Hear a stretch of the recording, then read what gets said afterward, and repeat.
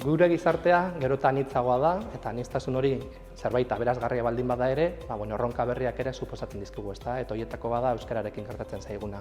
Etorkin edo migratzaileentzako askotan euskara oztopo bat gehiago moduan ikusten dute beraiek, ezta? Bai lan merkaturatzeko momentuan edo baita bereien seme-alabak eskolan edo bereien lagun artean integratzeko orduan ere.